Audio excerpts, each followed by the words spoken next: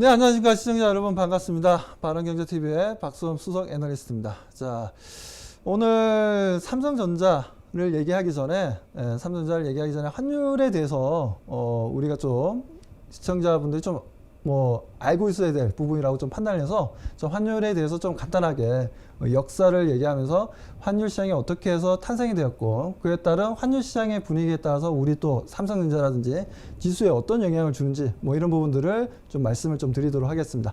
자, 그렇다면 지금 현재 첫 번째 환율 시장에 대해서 좀 보게 될 텐데요. 그냥 다름이 아니라 환율 시장 얘기하는데 제가 유럽의 지도를 가지고 나왔습니다. 유럽의 지도를 가지고 나왔는데, 자, 보는 것처럼 영국, 벨기에, 프랑스, 독일이 있는데 각자 나라도 어떤가요? 영국 같은 경우에는 우리가 보게 되면 영국 같은 경우에는 파운드를 쓰게 되죠. 파운드. 자, 영국 같은 경우에는 이제 파운드라는 단위가 있습니다. 단위가 있고, 프랑스 같은 경우는 어떻습니까? 프랑이라고 있죠. 프랑. 여기 네덜란드가 있는데, 네덜란드 같은 경우에는 골덴이라고 합니다. 골덴. 지금 현재는 다들 통일이 되어서 유로화로 통일이 되었죠. 유로화로. 유로화로 통일이 되어서 지금 현재는 전부 다 유로화를 쓰고는 있지만, 그 전에 환율 같은 경우에는 각자 나라들마다의 고유한 환율 단위가 있었다라는 부분들이죠. 근데 이 부분들이 서로 간에 이제 환율 시장이 발생했던 건 서로 간에 어떤 물물 교환처럼 돈도 하나의 또 교환 수단으로 이용이 되었다라는 부분들입니다. 그래서 이제 다음 자료를 보게 되면, 자, 다음 자료를 보게 되면 여기는 바로 여기도 나와 있지만 미국의 뉴욕입니다. 뉴욕. 야, 자, 뉴욕인데 여기 보면 이제 월스트리트가 있어요. 월스트리트. 월스트리트인데 말 그대로 과거에는 여기가 벽이었습니다. 벽이었는데 왜 벽이었냐면, 자, 1492년인가요? 콜럼버스가 이제 신대륙을 발견하고 많은 유럽인들이 그의 소위 얘기해서 이제 신분 변화를 또 원하고 정말 부자가 되고 싶다, 그런 욕심에 신대륙을 많이들 유럽인들이 찾아오게 됩니다. 근데 원래 살았던 인종이 누구였죠? 원래 주인이 인디안이었습니다. 인디안인데 여기에 유럽인들이 프랑스인도 들어오고 영국인도 들어오고 네덜란드 들어오고 독일 애들 들어오고 스페인 애들 들어오고 막 들어와요. 막 들어오는데 어떻게 했습니까? 원래는 다 인디안 땅이었는데 이 유럽인들도 먹고 살아야 되잖아요. 잠잘 집도 있어야 되는 부분들이고, 그러다 보니까 이제 인디언과 계속해서 전쟁을 하게 됩니다. 싸움을 하게 돼요. 서로의 싸움을 하다가 도저히 안 되겠다. 인디안들도 이제 싸움에 이제 지치고 유럽인들도 지치는 거예요. 서로가 지치다 보니까 여기에 차라리 벽을 만들자, 우리 벽을 만들어서 여기 넘어오기 없게 이렇게 된 겁니다. 그렇게 해서 오늘날에 이게 월스트리트가 된 거예요. 그래서 재미있는 사실은 여기서 이제 환율 시장이 발생을 하게 되는데, 여기서 어떻게 해야 되냐면, 자, 각 나라마다 제가 뭐라 했습니까? 조금 전에 유럽 지도를 보면서 환율 단위가 있다 했죠. 그 환율 단위를 예를 들어서 프랑스의 프랑이랑 영국의 파운드랑 어떤 비율로 교환할까, 이런 내용들이 나온다라는 부분들이죠. 그러다 보니까, 자, 그런 부분들에 있어서 서로 간에 이런 거 어떻게 각자 나라들마다 교환하는 비율을 어떻게 정해야 되지 하면서 만들어진 개념 자체가 지금의 환율 시장이 태동되었던 부분들이었습니다. 그렇기 때문에 이렇게 여러 유럽인들이 모여가지고 물물 교환하듯이 프랑은 0.5배, 파운드랑 교환할 때는 0.1배, 어쩌고저쩌고 하면서 서로 간에 약속을 하게 되고, 그에 따른 프랑이 많이 없어졌다. 아니면 파운드가 사람들이 너무나 많이 또 가지고 싶어하는 욕구가 강해지고 있다. 그러면서 시장에 풀려있는 파운드가 없다. 이렇게 되면 각자 환율이 쭉쭉 가치가 높아지는 거죠. 그렇게 해서 만들어진 게 바로 이제 오늘날의 환율에 대한 개념입니다. 자, 이런 역사적인 부분들을 잠깐 설명을 드린 부분들이고요. 자, 그렇다면 우리 시장에서는 과연 환율 시장이 우리 시장에 어떤 영향을 미치냐라는 부분들을 봐야 되는데, 자, 차트를 보시는 건 다름이 아니라 달러 대비 원화의 움직임들인데, 자, 우리가 일반적으로 상승하면, 달러 대비 원화가 이렇게 상승하면 뭐랍니까? 약세다라는 표현을 쓰고요. 자, 이런 부분들이 좀 빨리빨리 뭐 주식 하신 지 얼마 안 되시거나 환율에 대한 개념이 조금 약하신 분들은 조금 이해가 안 되시는 부분들이 있을 겁니다. 그래서 제가 잠깐 설명드리면 과거에 우리가 IMF 오기 전에 달러당 얼마였습니까? 거의 800원 정도였어요. 달러당 800원. 근데 우리가 IMF를 겪으면서 이 환율 시장이 어디까지 올라갔죠? 예, 무려 2,500원대까지 올라왔습니다. 2,500원. 예. 달러 하나에 800원에 교환되던 게 달러에 2,500원까지 올라갔다는 거죠. IMF 때. 아무튼 이런 아픈 기억들이 있습니다. 자, 이렇게 해서 소위 얘기해서 수입을 많이 했던 기업들 같은 경우에는 엄청난 손실을 볼 수밖에 없는 환율 구조였습니다. 그래서 우리가 일반적으로 이렇게 달러 대비해서 상승하게 되면 약세라는 표현을 쓰게 되는 거죠.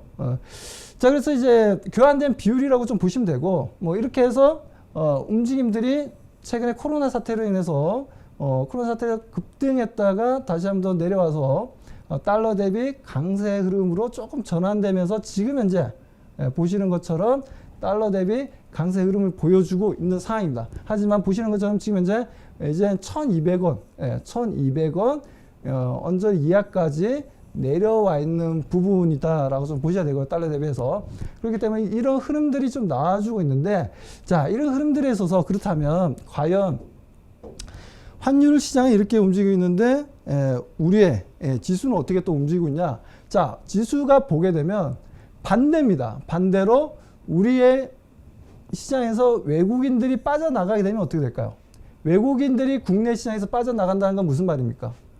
원화를 버리고 달러를 더 가져간다는 거죠. 다시 말씀드려서 원화보다는 달러에 대한 수요가 많아지다 보니까 아무래도 외국인들이 우리나라의 원화를 버린다는 거는 우리나라의 주식을 버린다라는 거죠. 그런 개념으로 보시면 됩니다. 그렇기 때문에 이런 달러에 대한 수요가 늘어나다 보니까 이제 쭉쭉쭉쭉 밀렸어요.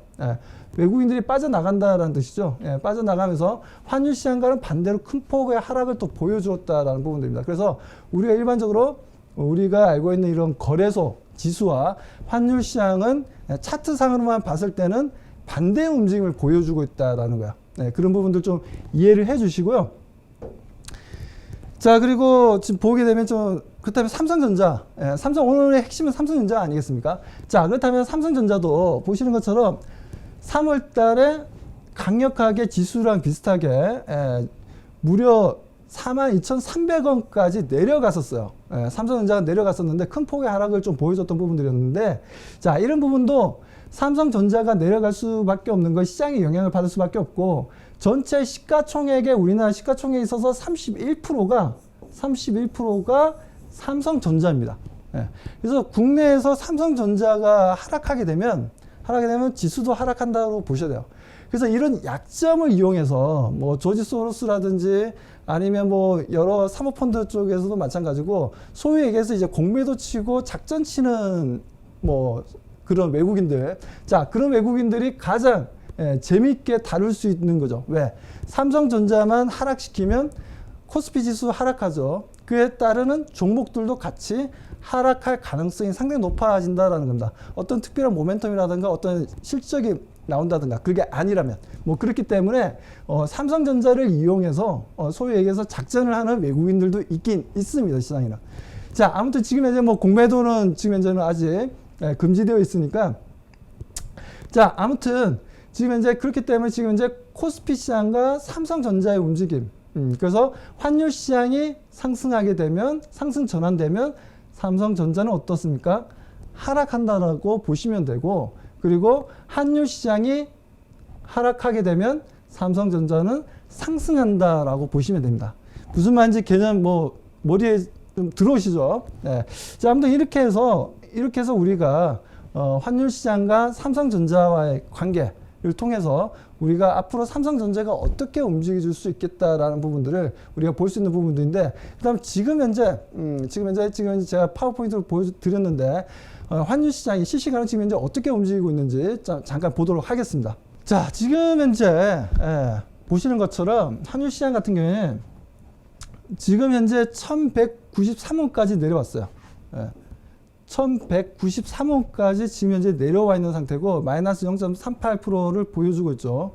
자, 여기가 보게 되면 오랫동안 한해 박스 P에 있어서 상단 부근이에요. 상단 부근.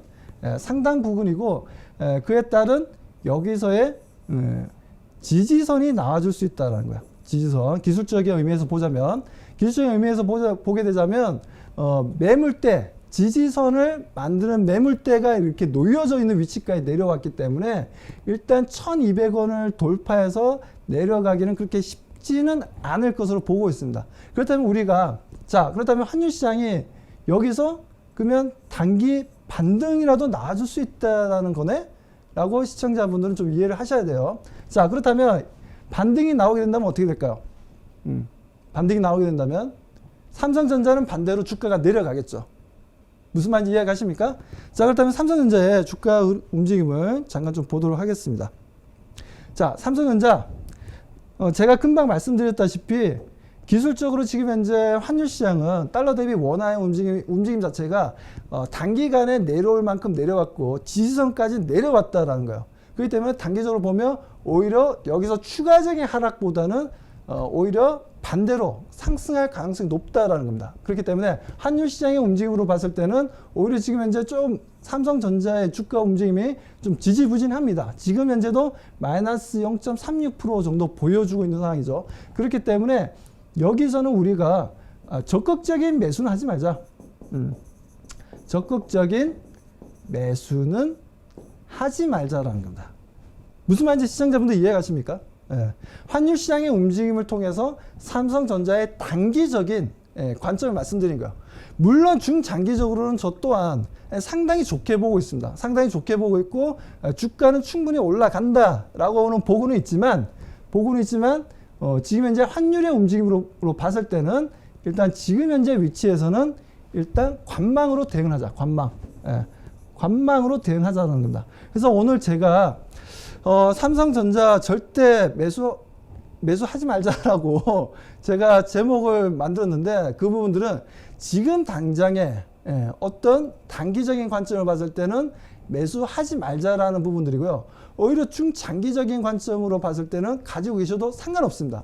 그렇기 때문에 우리가 삼성전자를 분석할 때 그에 따른 기업 분석도 필요하고 그리고 여러 가지 보조지표도 보게 되고 그리고 글로벌 증시의 움직임들 보게 되지만 이런 환율 시장의 움직임에 따라서 삼성전자의 주가의 부분도 우리가 충분히 예측할 수 있다라고 말씀을 좀 드리고 싶습니다. 자, 아무튼 오늘도 좋은 공부하셨다라고 생각하시고 자, 환율 시장과 삼성전자 이런 관계가 있구나 라는 부분들 꼭 기억하시고 다음 이 시간에 또 다시 찾아뵙고 또 더 좋은 알찬 내용으로 찾아뵙도록 하겠습니다. 자, 여기까지 저는 바른경제TV의 박수범 수석 애널리스트였습니다.